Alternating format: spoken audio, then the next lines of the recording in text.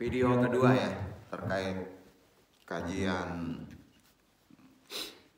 ruqyah. Ada pertanyaan, apakah antum termasuk orang yang baik? Deteksi. Caranya gini, tanya pada diri sendiri. Mendeteksi gitu, apakah saya ini orang baik? Kata Nabi, orang yang baik itu selalu punya amalan yang sifatnya istiqomah sebelum tidurnya, kata Nabi. Benar gak? Ya. Misal ada amalan istiqomah. Ya. Mau belajar ada amalan yang rutin. Ya. Ini di luar dari sholat. Ya. Itu orang yang baik. Rutin baca Quran, tetap juga harus diilmui. Ya. Oh, rajin baca Quran, tetap juga harus diilmui. Yang istiqomah kan harus diilmui. Di mana yang mesti dibaca, skala prioritasnya. Kalau antum ketemu masalah pada tubuh dari 5 tadi, maka antum harus membaca Al-Baqarah, istiqomah. Enggak farewell aja dari Al-Fatihah, itu namanya merotal. Pahala yang didapat, bener kan? Enggak terdeteksi obatnya. Duduk ya. Ya. Harus diilmui. Jadi memang dibaca skala prioritasnya gitu. Memang nggak dilarang deh. Dan juga dapat pahala. Tapi kalau paham ilmunya akan lebih baik tentunya amalannya. Itu gunanya bermajelis taklim. Karenanya ada di antara sahabat Nabi, kalau belum baca Quran, dia nggak bisa tidur. Jadi obatnya harus baca Quran. Semua bisa itu. Jadi antum akan berhasil ya kalau baca Quran. Kan harusnya gitu. Betul kan? Ayo, antum akan berhasil tanpa ada halangan kalau membaca Quran. Syaratnya apa? Diilmui dan dibiasakan. Makanya orang yang berhasil, orang yang baik adalah punya amalan yang istiqomah. Duduk kan nih? Nah, sekarang tanya nih, Ikhwan Iqbal ada amalan khusus nggak yang istiqomah? Ambo baik. Tunggu dulu. Ada nggak amalan khusus yang istiqomah? Itu yang rahasia. Ya. Jadi nggak dilarang baca semuanya. Banyak sampai khatam itu moratal. Tapi kalau nggak diilmui, gimana? Ya. Jadi pahami ilmunya akan lebih baik tentu amalannya. Itu gunanya bermajelis taklim. Karenanya ada di antara sahabat Nabi, ya, kalau baca Quran itu belum bisa tidur. Supaya jadi kebiasaan. Dibiasakan. Nah, ngeri kan kata Allah gini. Ya, ngeri nih. Zaman sekarang banyak orang berani banget deh. Nekat-nekat. Orang mati itu berdasarkan kebiasaannya. Ngeri gak? Betul itu hadisnya. Ngeri gak kalau antum dicabut nyawanya lagi main game? Nah, kaget. Masya Allah. Ayo, ngeri gak? Syarat mati gak tua, gak sakit loh. Su'ul khotimah. Gimana? Biasakan. Ya, maka menyehatkan gitu. Ya. Jadi mati antum itu berdasarkan kebiasaannya. Nah, sekarang tanya nih. Kalau antum sedang hobinya terus maksiat aja kan, mati antum. Pasti matinya berdasarkan kebiasaan di antum. Ngeri itu. Coba ukur selama kita hidup. Banyak Quran, ke majelis taklim, atau sibuk main game urusan dunia? Jawab. Kamu yang bisa ngukur. Padiah benar ke Jandung, nama tahu. Betul kan? Nah di sini berubah yang duduk ini. Kalau nggak ada manfaatnya keluar, jangan keluar. Duduk nggak? Ini penting. Nah, antum sering lupa mati itu berdasarkan kebiasaan antum. Kalau antum biasa di kafe mati, antum kacau tuh. Nakut-nakutin lu enggak ya? Memang benar itu, hadis itu. Nah, coba rubah. Ya, kebiasaan antum apa? Baca Quran, misalnya kan. Memberi kebaikan, dakwah, bermanfaat. Insya Allah barokah. Antum kalau mati dalam keadaan kebaikan, langsung nempel surga tuh. Demi Allah, langsung nempel surga tuh. Dan itu kata Nabi. Ya, makanya ngeri banget zaman sekarang nih. Berani-berani banget deh. Habis waktu kita dengan dunia dajjal itu, dajjal net. Nanti kalau udah kebiasaan kayak itu, matinya antum dalam keadaan main game loh. Bener itu tuh. Ngeri itu. Banyak kejadiannya. Sedang maksiat itu. Ukur aja sendiri deh. Ya. Ini bukan nakut-nakutin. Sibuk kali urusan dunia. Tempat senda gurau. Bukan gak boleh. Ya, betul kan? Nah, karenanya di antara mereka para sahabat Nabi ada yang mengkatamkannya. Ada yang bahkan membiasakan membaca surat Al-Baqarah karena nggak bisa mengkatamkannya. Nggak ada yang susah. Ambil satu surat terpanjang di Quran itu. Itu sebabnya seseorang yang disebut sebagai ahli surga oleh Nabi, seistimewa itu disebut ahli surga yang membiasakan amalan. Orang yang baik itu istiqomah mempunyai amalan. Itu ahli surga. Terutama istimewa itu amalan, sampai Nabi mengatakan amalan yang selalu dilakukan para sahabat pada masa itu di waktu tidurnya membaca Al-Quran. Itu yang disebut ahli surga. Nah, itu amalan itu yang nggak pernah dilakukan oleh orang sekarang. Setar kita sudah wudhu, sudah berdoa, kita yang hafal itu hafal dulu dari Al-Baqarah aja dulu. Ya, karena ilmunya gitu. Dari alif, lam, mim, sampai tidur. Mati antum langsung surga tuh. Hadisnya sahih. Yeah. Jadi ada orang-orang yang sebagiannya itu kalau sebelum tidur dia memohon kepada Allah, kemudian dia berdoa menghilangkan sifat iri hati, memaafkan kesalahan orang. Itu disebut juga ahli surga. Hadis tuh. Gini ya. Jadi ya Allah, hilangkan sifat iri hati kami ya Allah. Ya Allah, maafkan kesalahan orang itu ya Allah. Istri kamu, anak kamu membuat kamu kesal, maafin tuh waktu tidur. Mati antum surga itu. Itu hadisnya sahih loh. Enggak susah malah tuh. Setan enggak bisa masuk tuh. Ya.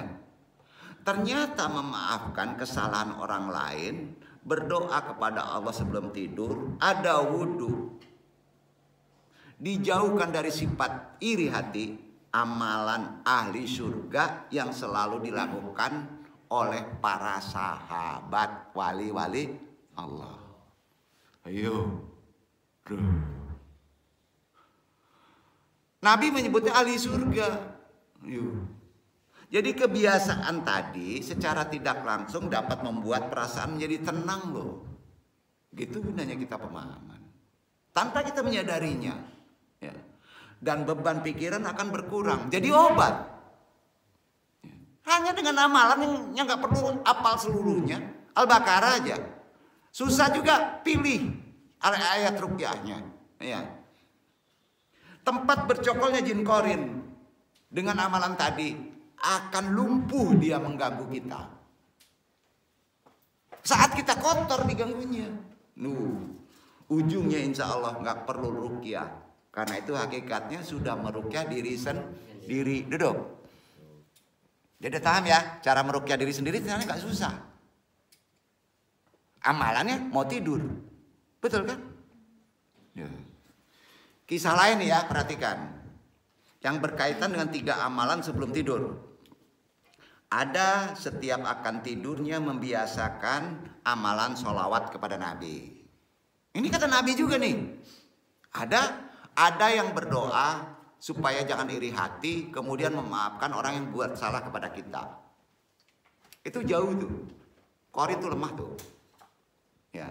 Di samping amalan-amalan yang tadi diamalkan secara ruqyah kan, Al-Baqarah. Udah 2 itu. Yang ketiga ada kisah lain nih dari Nabi. Setiap akan tidur membiasakan amalan sholawat kepada Nabi.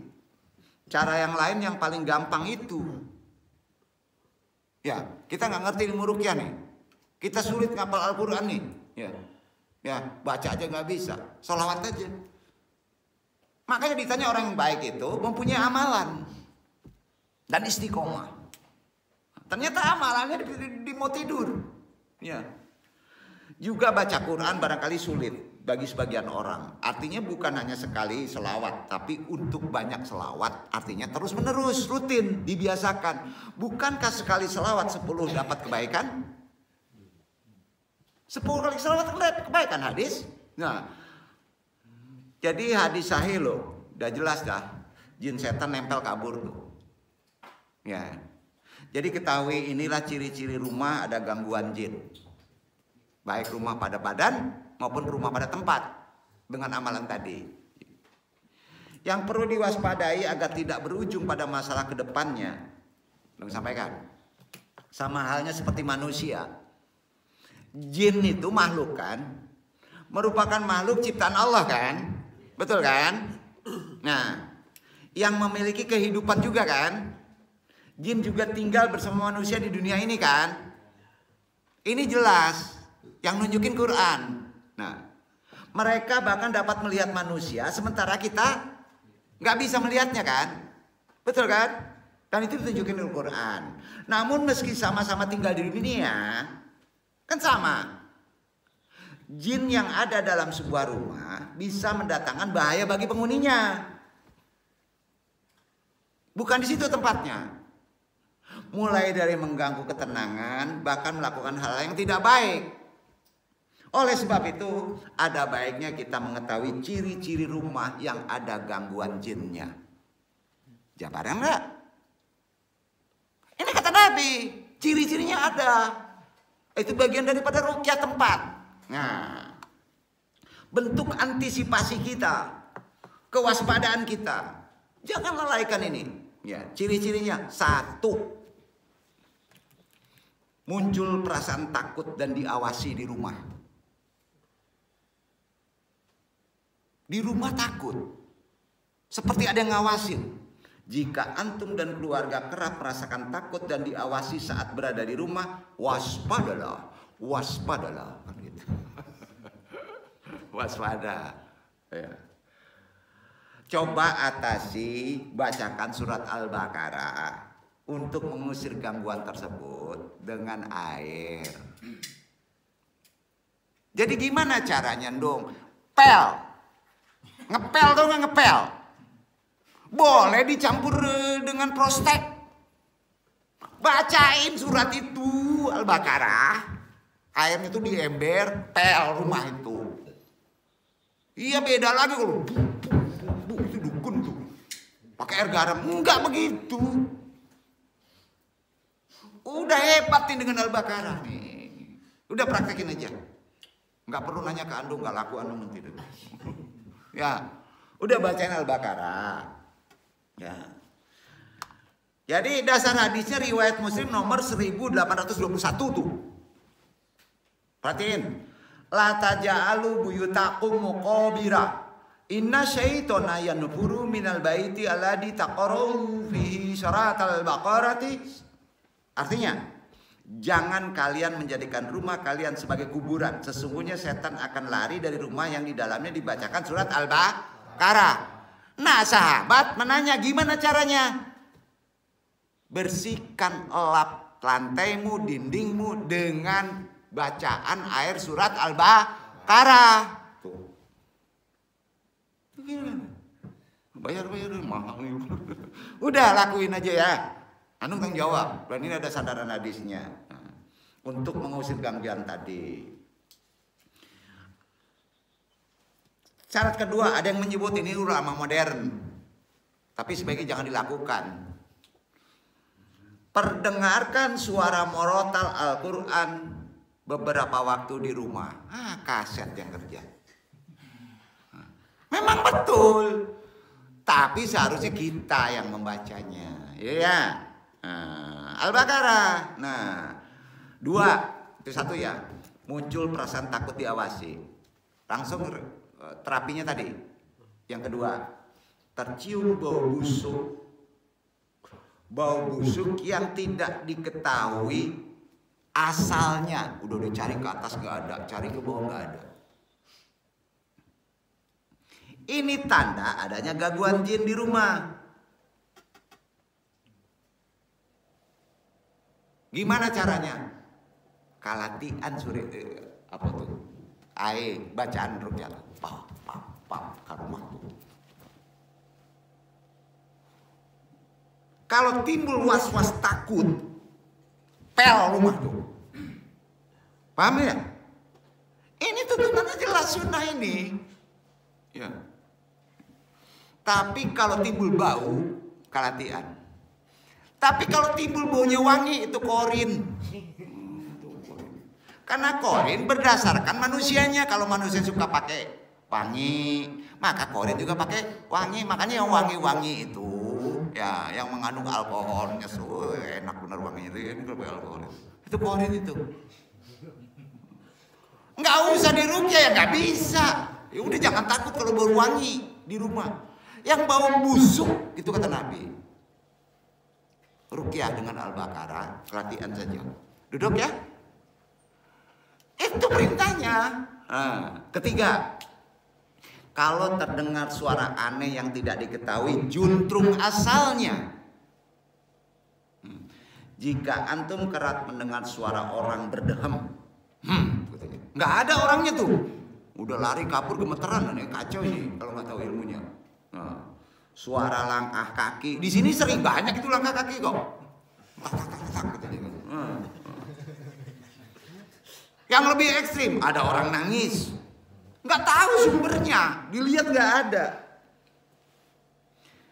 Itulah tanda-tanda ciri rumah yang ada gangguan jinnya agak jahat, agak ekstrim, kesama. Gimana amalannya? Itu khusus. Jadi yang ketiga khusus nih, nggak main kelatih tadi, nggak bisa begitu. Itu beda lagi. Yang ketiga, itu udah mulai agak tinggi.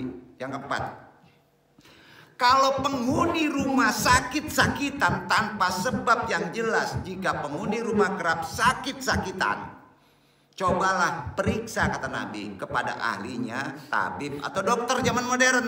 Periksa dulu. Namun jika secara medis tidak ada masalah secara fisik, secara medis, tapi timbul sakit terus, itulah gangguan jin. Dan biasanya sudah menggunakan orang. Itu yang disebut sihir. Paham ya?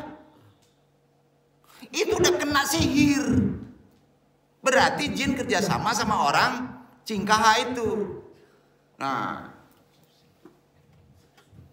perbanyak ayat-ayat rukyah, harus ahlinya itu. Abang rukyah itu mainannya. Sampai habis itu obatnya, biang keroknya. Betul kan? Ini gitu. Nah, antum harus sampai ke titik 4 ini. Insya Allah bisa.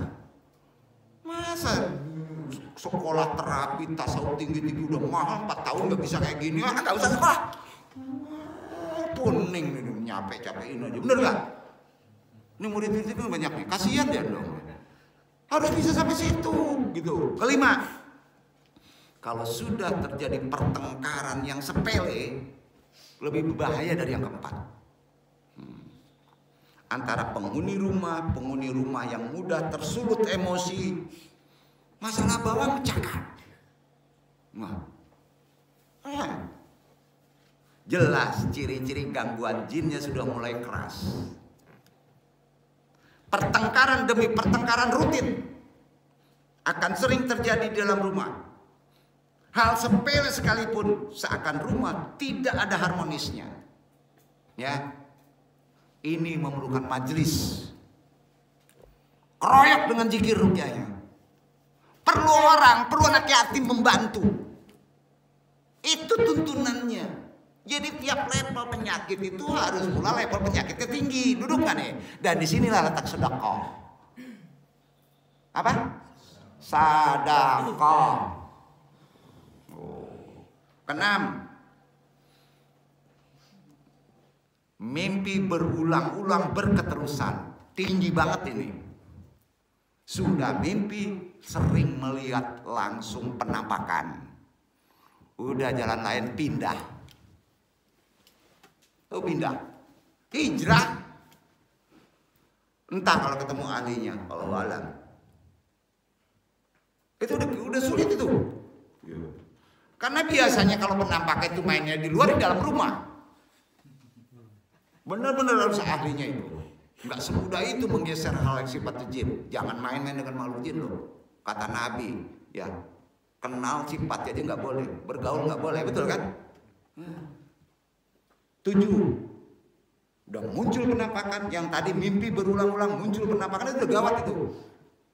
Jika antum atau salah seorang anggota keluarga kerap melihat penampakan makhluk, terjadi tanda yang sangat jelas bahwa rumah tersebut mengalami gangguan jin. Mereka akan terus menampakkan diri dan sudah dirubah dengan ruqyah akan makin menampakkan diri. Antum bisa rutin dalam hal ini. Istilahnya ada 2 cara. Ya, cara pertama inabah, sudah itu tazkiyah, sudah itu moratal, jadiin satu terapi itu. Insya Allah nanti Antum bahas. Tanda lain untuk bisa sebagai bekal yang bisa dilihat. Terdengar gonggongan anjing. Ini tambahan ilmu ya. Nah, kalau sekarang banyak yang nggak laku nih, nggak ngerti ilmunya nih. Nah, pas gonggong anjing ya, ada jin katanya ganggu rumah. Bukan, ya. Di sekitar rumah kita dan anjing itu menghadap pintu rumah kita atau menghadap rumah kita terus menerus dan rutin, jangan sepelekan. Itu tandanya.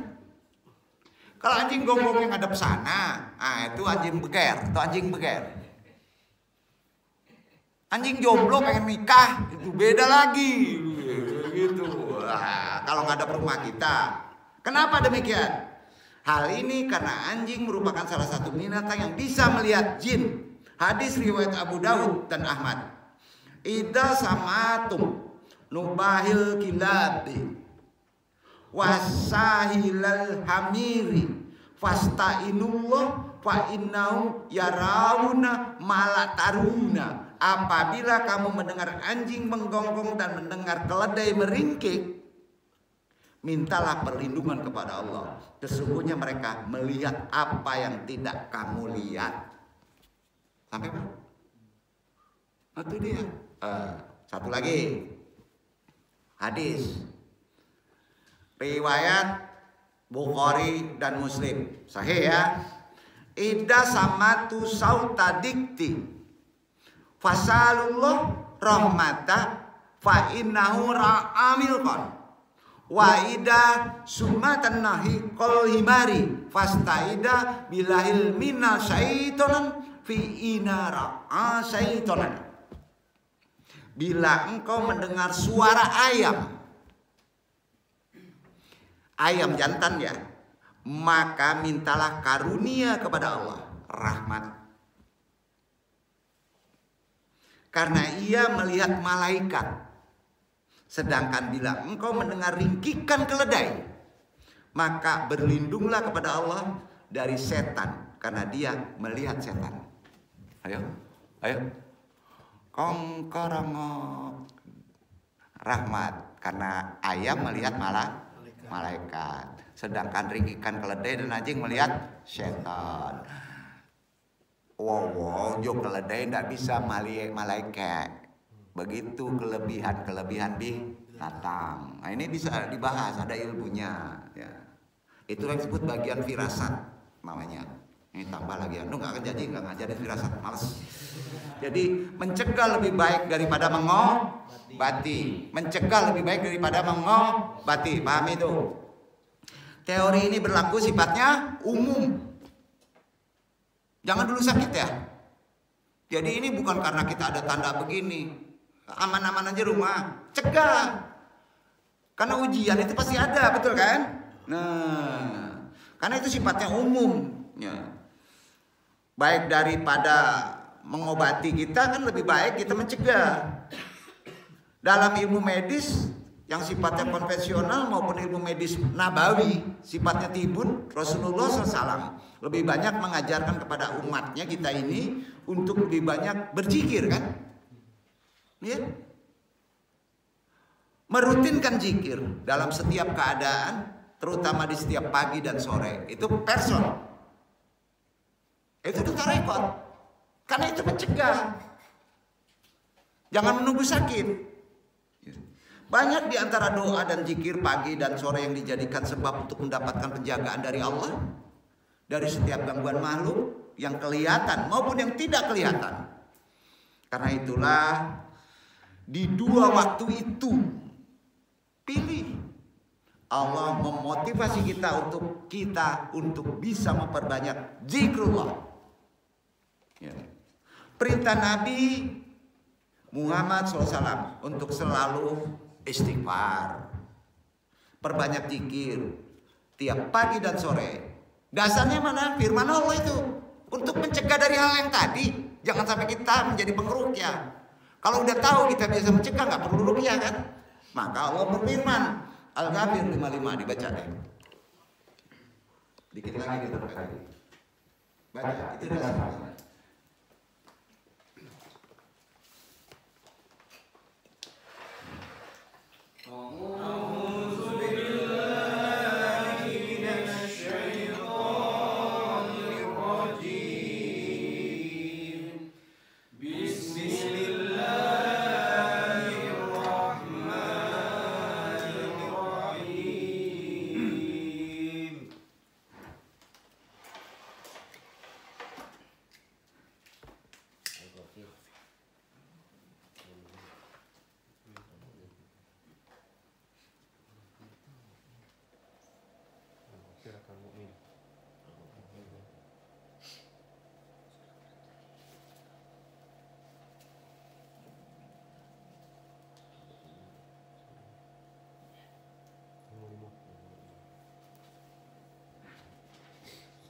Qala rohiyatan.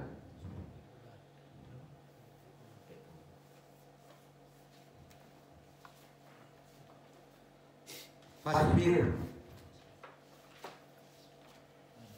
Al-Ghafir.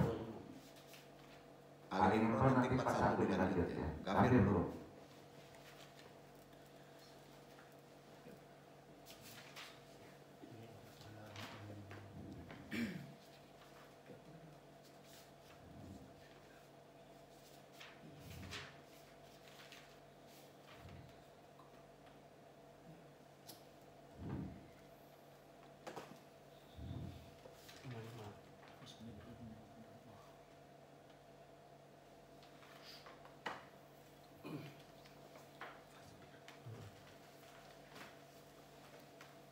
Fasbir inna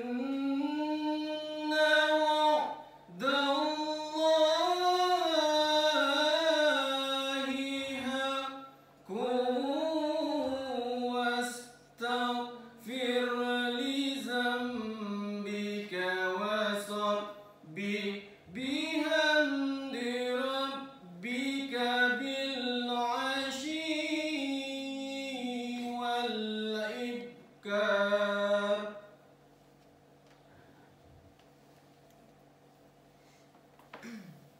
maka bersabarlah kamu, karena sesungguhnya janji Allah itu benar, dan mohonlah ampunan untuk dosamu, dan bertasbihlah seraya memuji Tuhanmu pada waktu petang dan pagi. Subuh istighfar, sore istighfar. Ya, itu salah satu pencegahan. Tapi diniatkan apa? Ruqyah. Istighfarnya niatnya ruqyah. Tadi kan udah disebut. Bukan istighfar karena antum berbuat dosa, itu beda lagi. Paham ya? Nah, yang kedua perhatikan. Ini disuruh ke Nabi Zakaria ini lebih ke tanda ya, ke firasat nih. Ya. Dibaca Ali Imran 41. Nah, ini kalau diamalkan di rumah, ini kepala rumah tangga, bukan ibu rumah tangga. Kepala rumah tangga yang mesti ngamalinnya. Dibaca.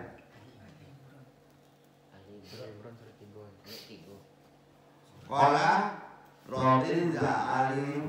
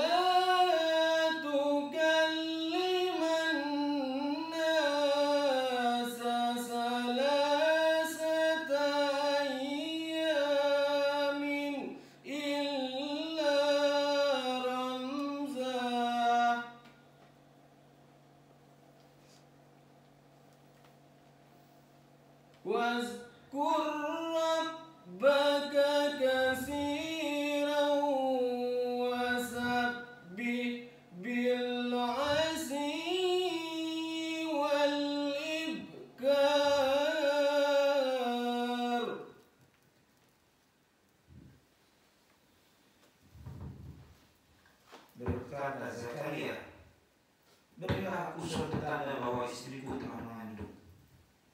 Allah berfirman, tandanya bagimu kamu tidak dapat berkata-kata dengan manusia selama 3 hari, kecuali dengan isyarat.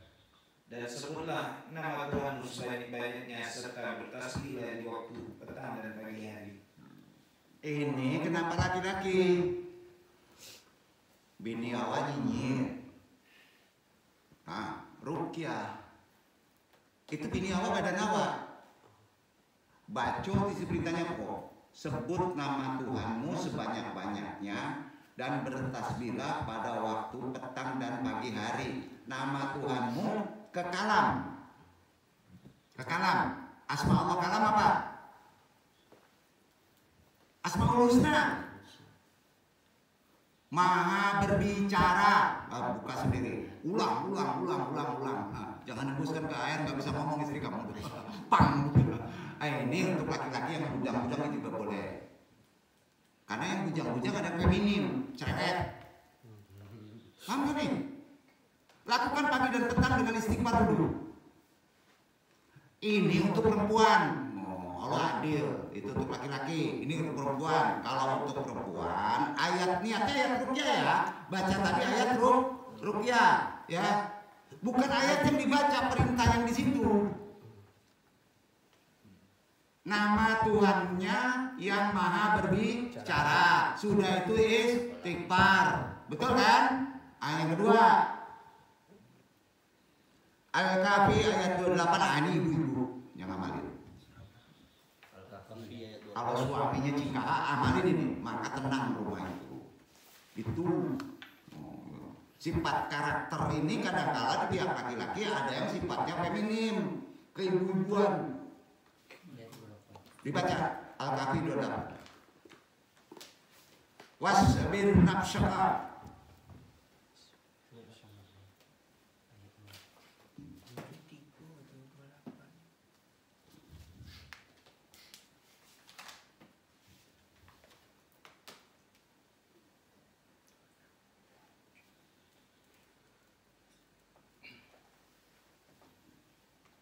واصبر نفسك مع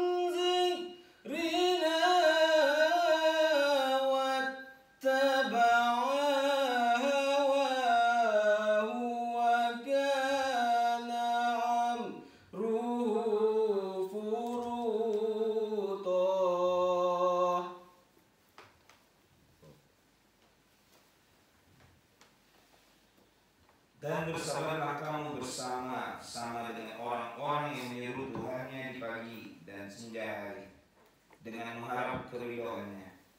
Dan janganlah kedua matamu berpaling dari mereka, karena mengharapkan perhiasan kehidupan dunia ini. Dan janganlah kamu mengikuti orang yang hatinya telah kami lalaikan dari mengingati kami, serta menuruti hawa nafsunya, dan adalah keadaannya itu melewati batas. Nah, ini dia. Ini bagian rekod. Ya. Kaum sufi wanita biasanya menyebutnya ini, kalamnya insya Allah membahas nanti lebih dalam lagi, karena terkait yang disebut amalan-amalan pada kaum wanita yang disebut untuk ruqyah, terkait pula dengan zikir, inabah, dan ruqyah. Ya, jadi ini belum tinggal, tapi perintahnya di perempuan itu di Al-Kahfi 2:28. Jadi itu untuk ruqyah itu anu tutup, nanti masuk lagi ke inabah, kemudian ke zikir, nanti digabung zikir, inabah, dan ruqyah, baru tibun. Ya, baru tibun, begitu runutnya. Ya, jadi setidaknya ada tugas nih. Semua antum terapis tolong buat plot silabusnya sebagai tatanan untuk kita mengamalkannya. Ya, kalau mau lihat buku silakan. Ya, terapi Islami. Nah, jangan jadi prodi tasawuf kan. Nah, udah itu modelnya ya. Sekarang antum tutup dengan kaji terakhir ya. Adab yang bisa antum lakukan ketika hendak meruqyah. Adab ruqyah. Ya. 1. Berwudu. Kalau kita mau meruqyah harus berwudu.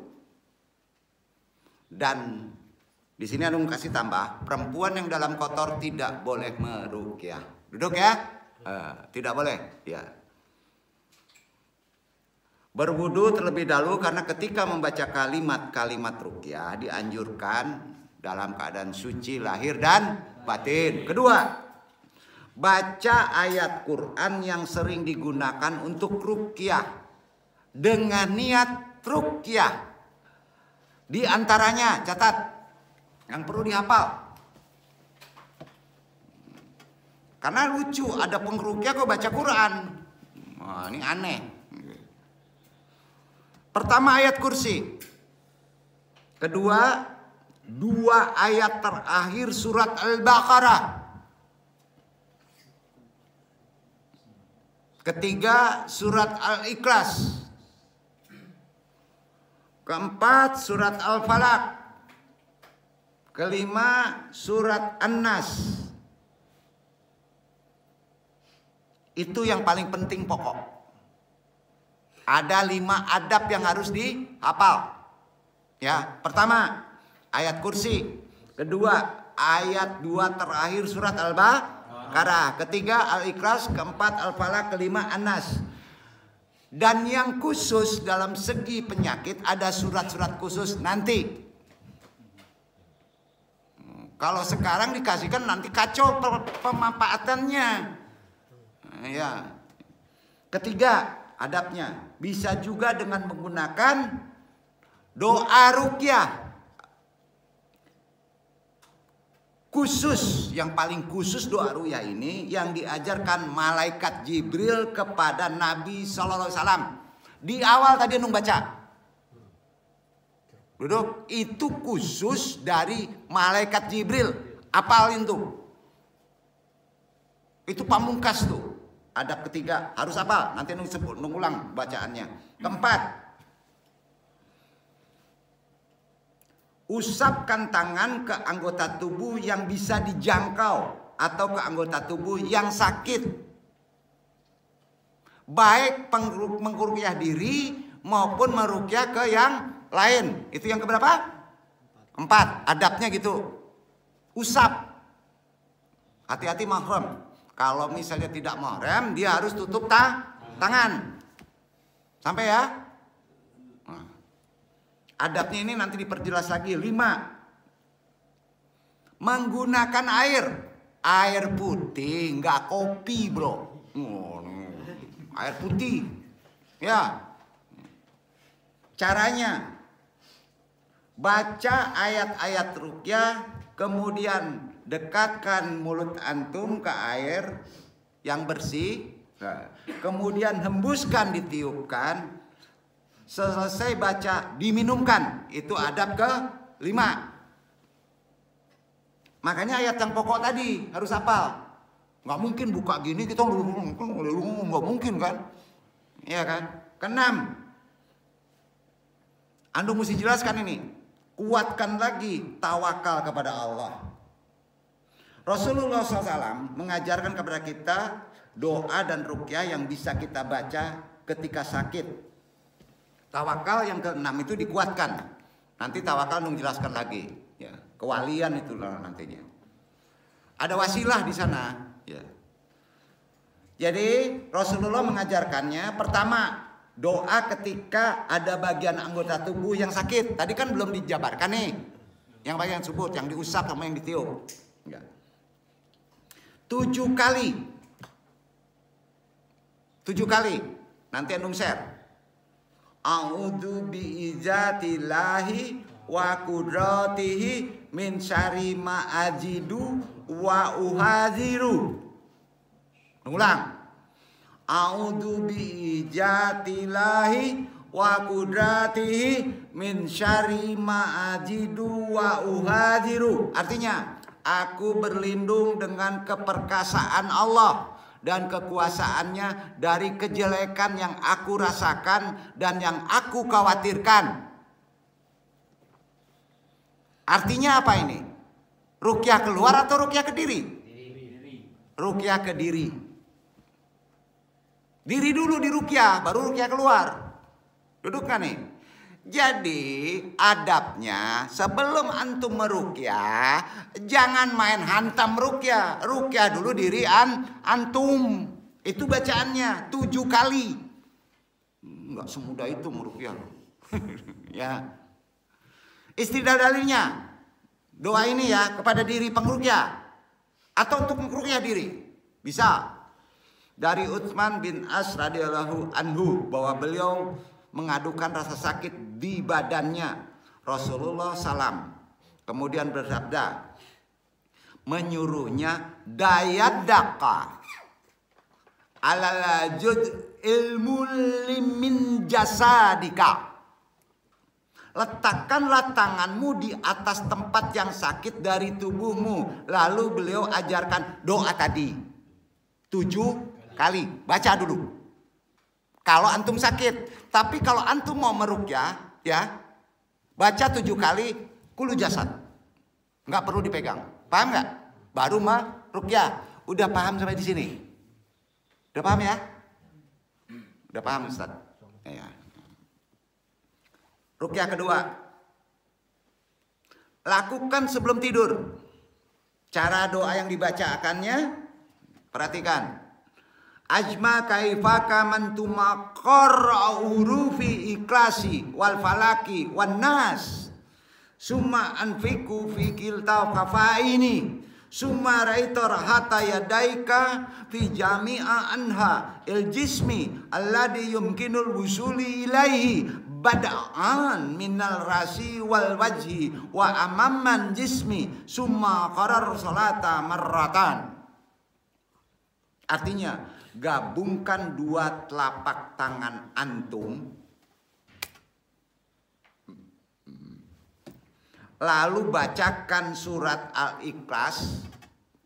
Sebelum artinya buka dulu, bacakan surat Al-Ikhlas, Al-Falaq, An-Nas. 3 itu aja. Mau tidur. Lalu tiupkan kedua telapak tangan tadi, gabungkan. Setelah baca 3 surat tadi. Ya. Kedua telapak tangan tadi, kemudian tutup. Kemudian usapkan kedua telapak tangan itu ke seluruh tubuh yang bisa dijangkau. Dimulai dari kepala. Tempel. Buka langsung tempel kepala. Ya. Nah. Wajah turun. Dan tubuh bagian depan. Diulang sampai 3 kali. Diulang, baca lagi, buka lagi. Apa yang dibaca? Tutup, tempel kepala, turun ke badan, turun ke badan. 3 kali.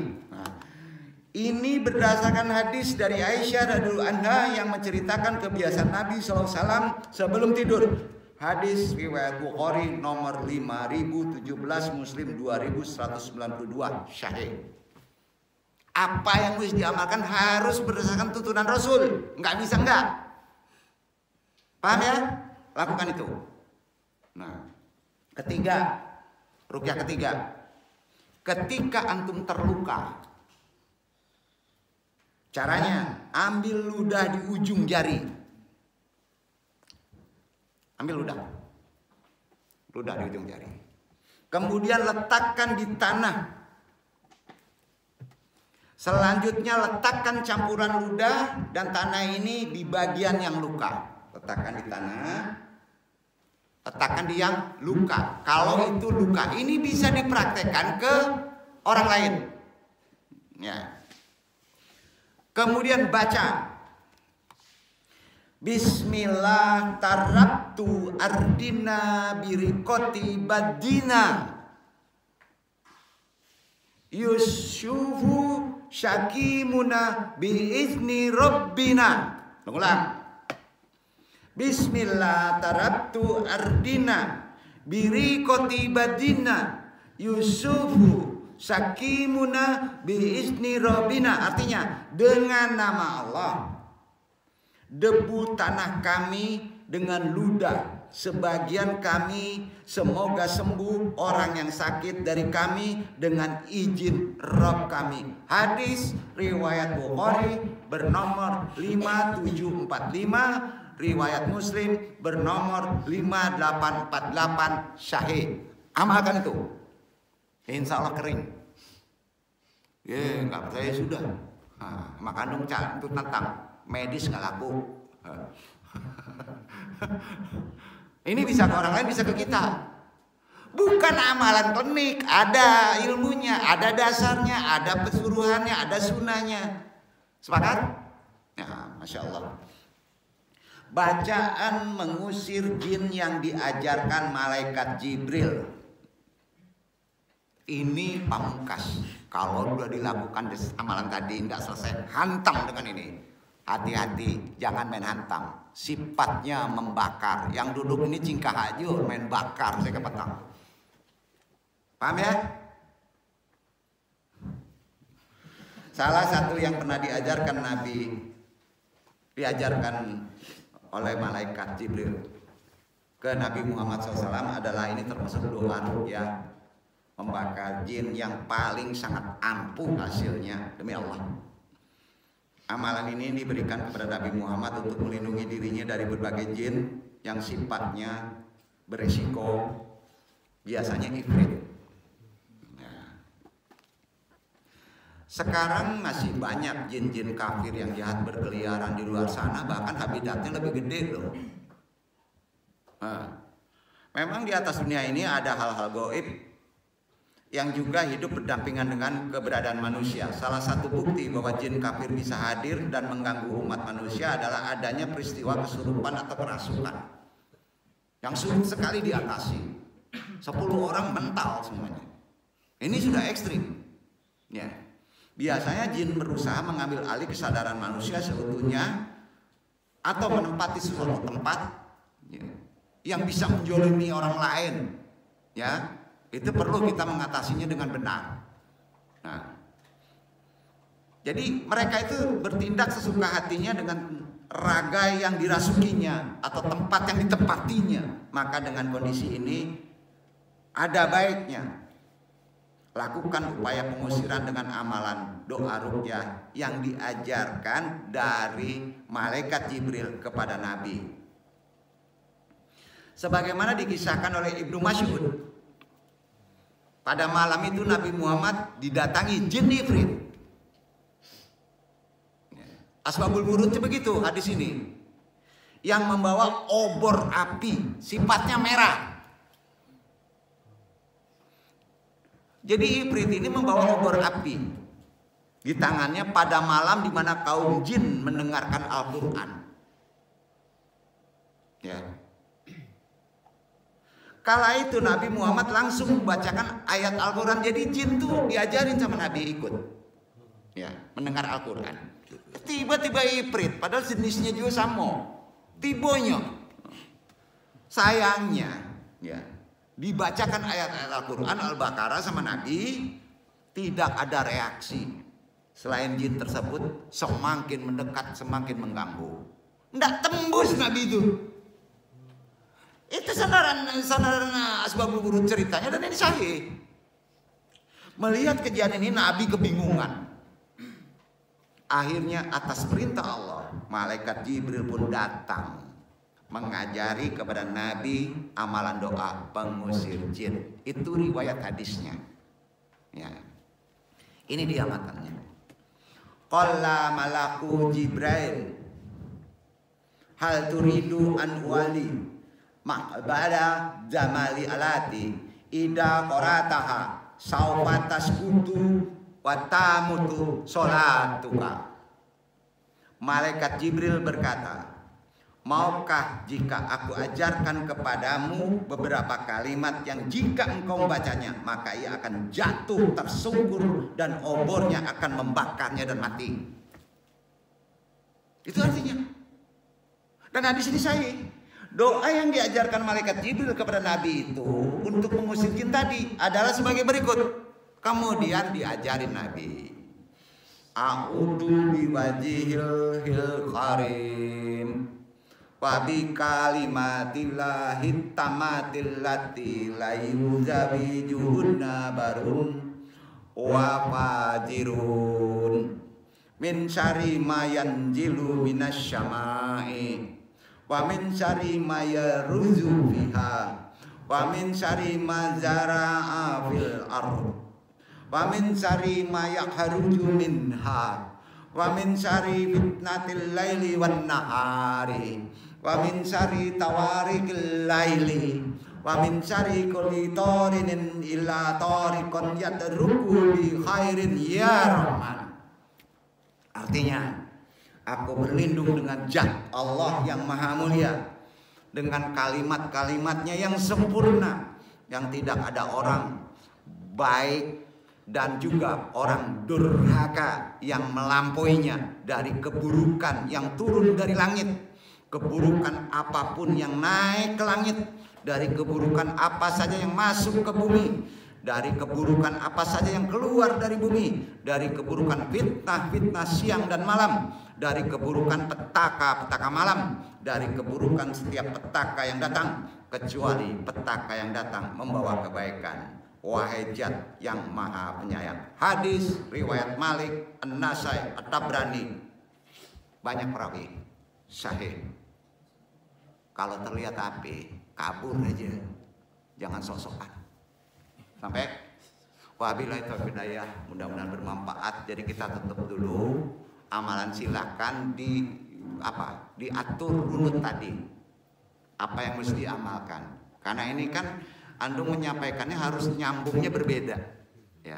Nah, secara hukum mungkin untuk ikhwan yang lain jangan pelit, belikan amalan ke yang lain, ya. Tapi tolong dasari dengan keilmuan yang benar, kasih pengertian, itikot akidahnya harus ada petunjuk yang jelas. Wassalamualaikum warahmatullahi wabarakatuh.